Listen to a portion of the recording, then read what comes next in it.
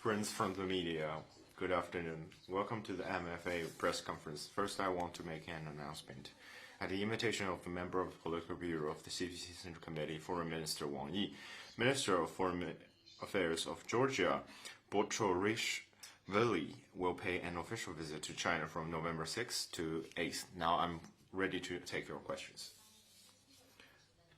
China Central Media Agency, the 8th China International Import Expo, CIE, opened this morning in Shanghai. Premier Li Qiang attended the open ceremony and delivered a keynote speech. Can you further brief us on that? Given this current global trade landscape, what message does China hope to send through the newest edition of the CIE? As the world's first national-level import expo, the CIE is an innovative and practical move taken by China to expand high-standard opening up. The CIE has been successfully held for 8 consecutive years, which speaks volume about China's resolve and action in honoring its commitment to opening up and its pursuit for mutual benefit.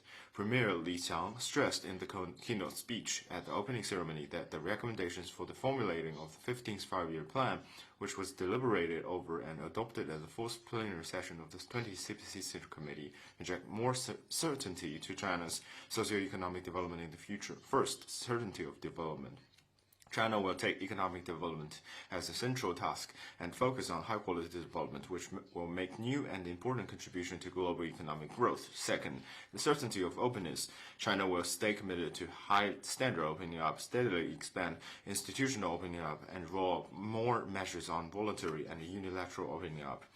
Openness and cooperation is the golden key to development and prosperity. China will continue its efforts of expanding, opening up, and share the opportunities of China's mega market with the world. This year, CIE sets a new record in scale, featuring over 4,100 exhibitors from more than 150 countries and regions. It has become a consensus among participating parties that partnering with China will bring more opportunities. Next question.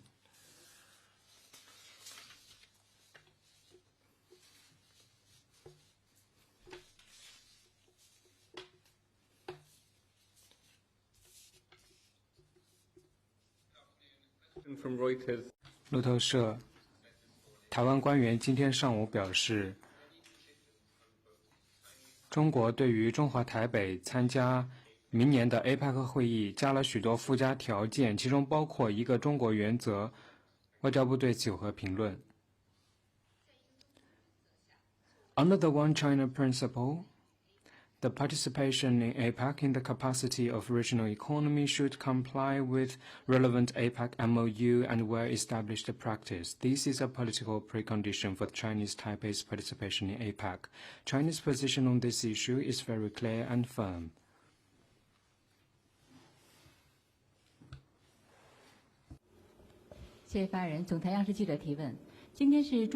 CCTV. Today marks the 50th anniversary of the establishment of diplomatic ties between China and Fiji. How does China take stock of the development of bilateral relations, and what does China look forward to the future? Today marks the 50th anniversary of the China-Fiji diplomatic relations. President Xi Jinping and Premier Li Qiang exchanged congratulatory messages with President Lalabalavu and Prime Minister Rabaka to jointly celebrate the historical moment. Fiji is the first Pacific island country to establish diplomatic relations with China. Over the past 50 years, under strategic guidance of the two heads of state, bilateral relations have come a long way.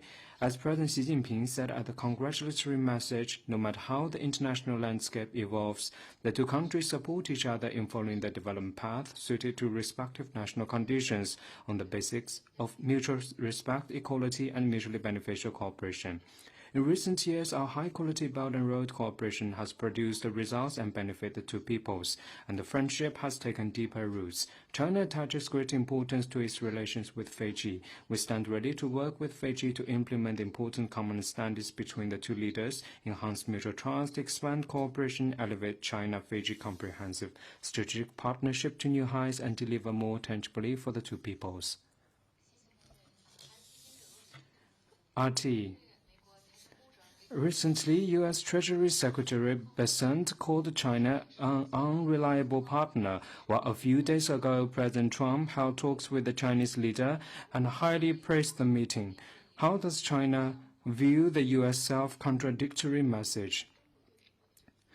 China's policy on the U.S. maintains consistency. We always view and handle relations with the U.S. under the principles of mutual respect, peaceful coexistence, and win-win cooperation. Meanwhile, we will firmly defend our sovereignty, security, and development interests. A sound and steady China-U.S. relationship is in the fundamental interests of the two peoples and is what the international community looks forward to.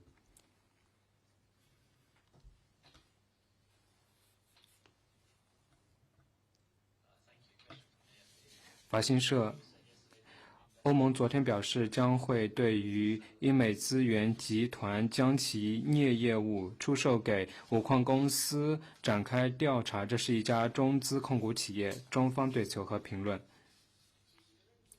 ？For anything specific, I'd refer you to competent authorities.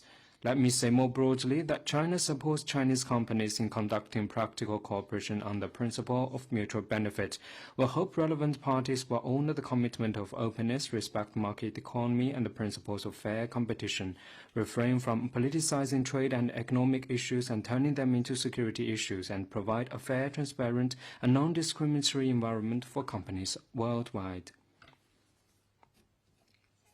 Next one, please.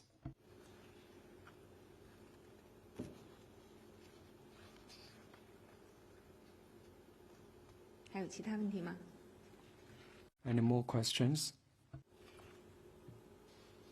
那好，今天的记者会到此结束。 If not, then let's call it a day.